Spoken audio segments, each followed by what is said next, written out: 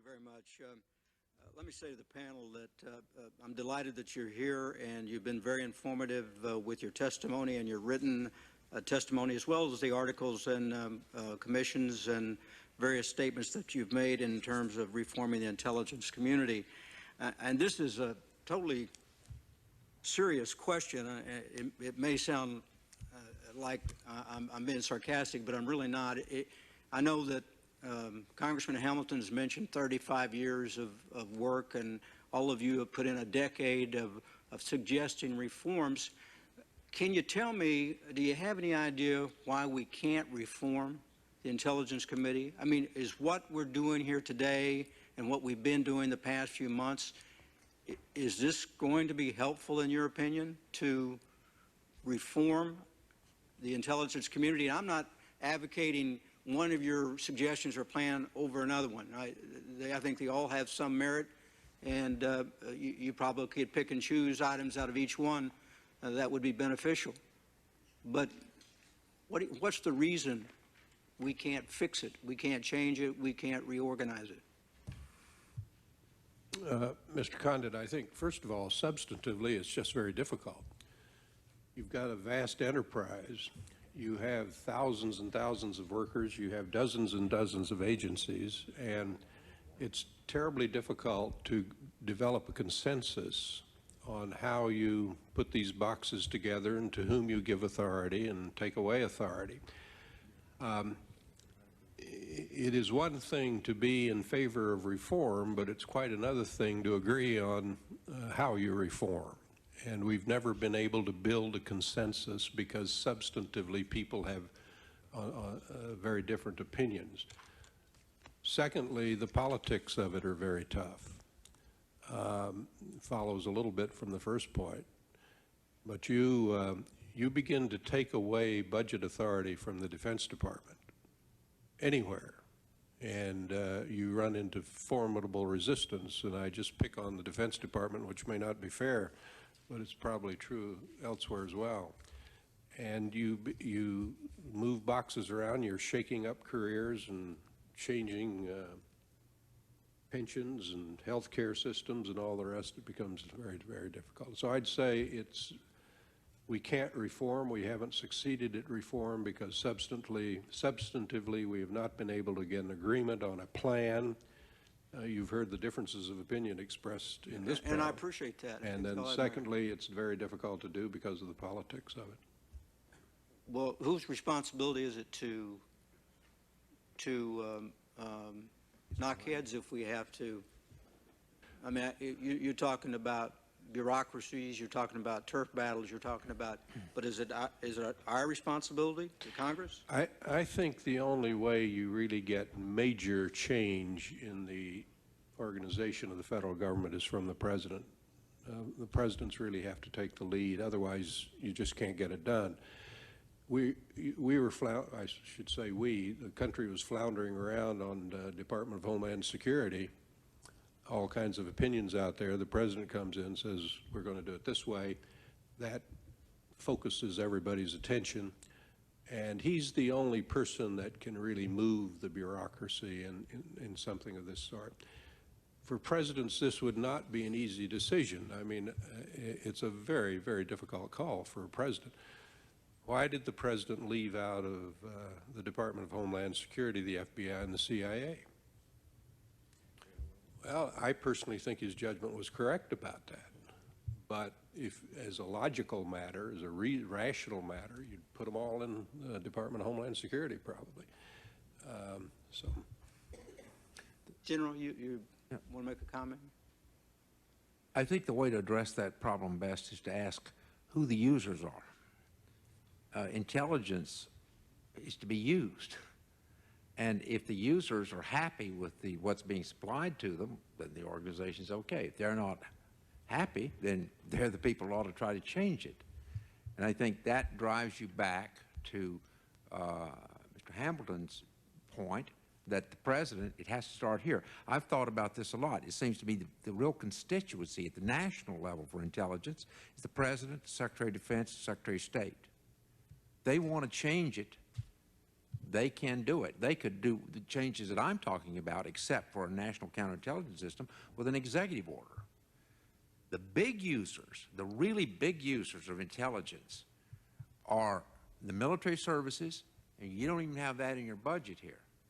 And if you take sort of off-the-wall proposals like I've heard the Scowcroft proposal have, where you would move the signals intelligence and the imagery out of the Defense Department, you know exactly what will happen. They will build their own there because when they're outside, they will not serve the Defense Department. I've had many experiences of calling up CIA and trying to get technical support. They work for the President. They don't work for the Defense Department. I don't think you'd want to outsource your plans writer if you were a military officer trying to run an operation. I don't think you'd want to outsource a lot of activities in that regard. If you're going to put everything outside of these departments under some other umbrella, then I think you've got a real problem of solving the support to the users. As long as the users are happy with this, it's going to continue just like it is. Therefore, I agree with Congressman Hamilton. I would say that I think you have an opportunity now to do something about the counterintelligence problem, which you haven't had before because the politics have just been impossible. I think you probably can do that piece. That's why I chose that. I think the DCI could, on his own, separate these two positions and begin to act more like and use the program authority. I don't know whether we're talking on the same sheet of music or not with Mr. Hamilton here on controlling the budget, but there is a lot more power in the control of the program than maybe you understand unless you've been through it. Once it's programmed in here, we can't move it out of the law the way you allocate it without coming back for reprogramming, et cetera. And if the DCI staff really exercises effective control over that, you'll have a lot of say. It has never done that effectively. One of the major reasons it hasn't done that effectively is this other structural issue, and that's the NRO arrangement, how it gets its money. And that's why I chose those three things. If you want to have a major effect on opening up for more better performance, it is the counterintelligence issue, first of all, and second, I think it is the DCI really becoming head of the community, and third, it is creating this national program management system. Moving along, and I appreciate that. I get it that you think there's some organizational changes that can be made without the President of the Congress acting. But I would think that we have to take some role in this. We can't sit here and point our fingers at the bureaucracy and say they ought to do this and they ought to do that without us. Would you agree to that? I agree with that. I should have added the constituency that I think can change it includes not just the President, Secretary of State, and the Secretary of Defense and the Secretary of State, who's a very important user, but also the chairman of the committees here. And it will be the chairman not only of the intelligence committees, but it will be of the armed services committees. And probably in the case of counterintelligence, the Judiciary Committee has oversight over the FBI. Let me just think out of the box for a minute on Mr. Hamilton's suggestion on the DCI being the, I guess, the overall authority for intelligence at the White House. Is that right, Mr. Hamilton? And what Senator Rockefeller said about law enforcement, local agencies, how do you tie all those together? I mean, there are some countries who have centralized police, federal police. Are we talking that? I mean, because the problem is we have a communication problems with local law enforcement, the first responders, so on and so forth. Is that where we're headed? Well, we have. May I try to answer that question? If you're talking, are we headed toward a federal police? I'd say absolutely not. I think if there's anything that's fundamental in this country is that we do not want a federal police system, and that's why we have the checks and balances that are there. We have to build up a more effective means of communicating between federal authorities and state and local in the times that we're going through. And, and rather than spending a lot of time on moving the boxes around, I would recommend that this committee and the Congress look to see those areas in the system which need badly to be shored up with appropriate resources and training. And I'll give you one example because I think it's crucial. There's a lot of talk about sharing of information, a lot of talk about gathering it and getting it to the right place in a timely way. And we've heard I've been reading the reports of witnesses who said where the failures have occurred. One place where the FBI has been trying to get help for years and has not succeeded is in its information structure, its information automatic case system. It's gone from one extreme to the other. It has enormous amounts of data coming in. Woefully inadequate means of mining that information and other shortfalls in communicating it out to people who need to know it. That's a 12-year-old system. I don't know a single successful business in this country that gets along on a 12-year-old system. They can only ask it limited numbers of questions. They can't do like I used to do as a navigator in World War II and the Korean War. I wanted as many fixes, lines to narrow the focus and get the information, not to ask it a question like, what is Alaska, and get a room full of information, and that's all I can ask. It really needs attention. The trilogy, the three patchwork system on which a lot of money's been spent, is not adequate to the task ahead. If we're going to bring everybody into this picture, we need to know who needs it, who doesn't need it, what is it that we're trying to find, and what do we have, and to move it along, and to share that with the Central Intelligence Agency and vice versa. DCI's whole purpose of gathering each other much further along the line and knowing how to do this. They have the filing systems, the retrieval systems, and the dissemination system that the FBI simply does not have and badly, badly needs. And if I just had that one impose on you to make that suggestion, look closely at the FBI's system for managing data, because it's worthless if it cannot reach the right people at the right time. And that's the kind of improvements that I think you can do. It used to be there was some cynical thing that the people in Congress would tell their constituents they added 1,000 new agents, and I was saying I'd rather, why not a new computer? And they said there's not a lot of political value in a new computer. But we have to put aside those, as I know this committee is doing, and see what's really needed. Make sure that the FBI is fully equipped. Not worry about how many more people, but worry about, do they have the ability to match up in an appropriate way with the Central Intelligence Agency and the Intelligence Committee, the community. Because that's what everyone's complaining about. Things went unnoticed or undetected or uncommunicated. And if you can help us in that area, it'll be a major step down the road, far better than Judge Webster, you lead me in, and Mr. Hitz, I'll get back to you, but he leads me into an area that I just want to touch on briefly, and it's a little different than what we've talked about this morning. And one of the principal findings, I think, of the joint inquiry so far has that we've come up with is we've done a very poor job in sharing information within the intelligence community and between agencies and government that plays a role in combating terrorism. It's been pointed out, and you just did, that the new information technology can be very helpful in us linking these groups together and sharing of information. The concern I have is the technology can also be used vastly, to improve our way of communicating with each other. But what about people's privacy and civil liberties? What suggestions do you have to how the government can proceed to take advantage of these tremendous capabilities without infringing upon people's privacies and civil liberties? Okay, you have any suggestions for me with that, Judge Webster and Mr. Hitz as well? I'm certainly not minimizing privacy. I think my own shorthand quick solution, I know that time is running, the judiciary plays a major role here and should in the future continue to do so.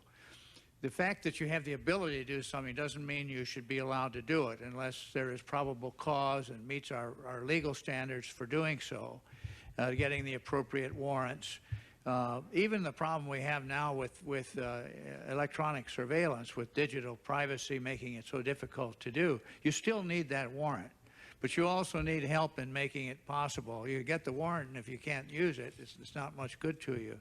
There's improvement that needs to be brought along the road. When Abraham Lincoln was assassinated, 2,000 Americans were arrested, the entire cast of My American Cousin. That's the way things were in those days. They didn't have fingerprints. They didn't have DNA. They didn't have other forensic capabilities. And they certainly didn't have wiretapping. But the concept is, with the emerging standards of decency to which you refer in our society, we just have to get better professionally. But I think the Congress's role is to be sure that we have the tools and that we're using them in accordance with the law. And that's an important role for the Department of Justice, and that's why I'd hate to see law enforcement go outside the Department of Justice at the federal level by giving it to people who are not trained and do not understand the requirements that the Constitution and our laws impose on them. Mr. Hitz, I know you've made some comments in your testimony, but I would appreciate your comments as well on this. Thank you, Congressman Condit. I just wanted to say and interject as far as what Judge Webster was saying about the needs of the FBI for help in the information technology, information retrieval and storage area. We wrote, over a period of 8 years, almost every management review, every audit we did of the Directorate of Operations records contained as a final recommendation. Would you please direct it to the Director of Central Intelligence, Bill Webster, among others, could we secure money for the Directorate of Operations to modernize and improve its record system? Because over a period of time, just as appears to have happened in the Bureau,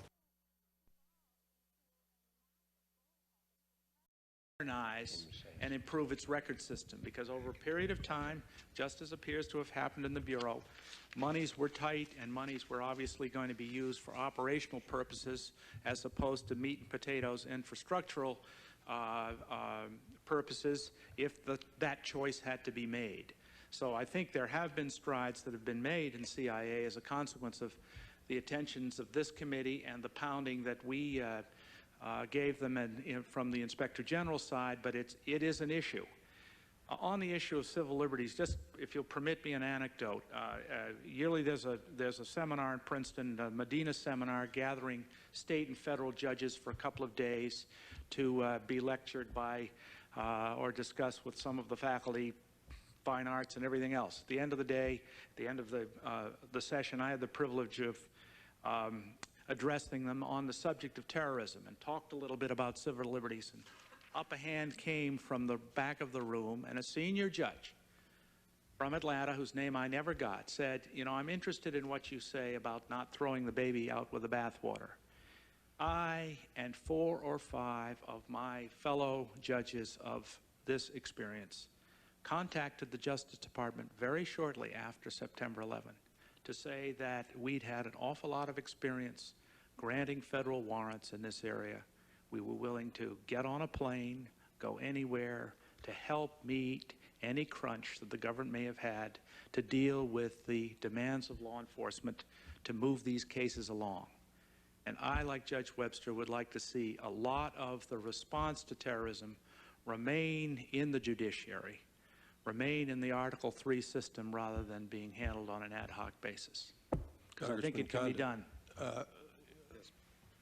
Intelligence requires that the government get information.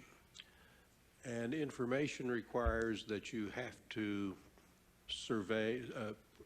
have surveillance on people. And some of those people may not be criminals. And so you've got a tremendous challenge here, it seems to me, to facilitate information gathering from suspicious people who may not have committed a crime. Thank you, sir. And trying to insulate legitimate personal and political activity from intrusive activity. And the solution to it lies in a person like Judge Webster. When he was head of the FBI, He was extremely sensitive to civil rights and the rule of law, and that has to come from the top. You get a lot of hard chargers in the bureaucracy who may not have that sensitivity. You have to have that sensitivity at the top, and I think that's required. You have to do it in the courts. Obviously, that's the bulwark of our liberties in the courts. But I would say your protection here, and I really appreciate your question, because I think it's very easy to overlook these matters of privacy and civil rights. It has to come from the top of the agency, has to be protected by the courts. The United States Congress, the intelligence committees have to be sensitive to the manner in which intelligence activities are carried out, and they have to zero in on civil rights and liberties. General, did you? I would just add one point on the protection of rights.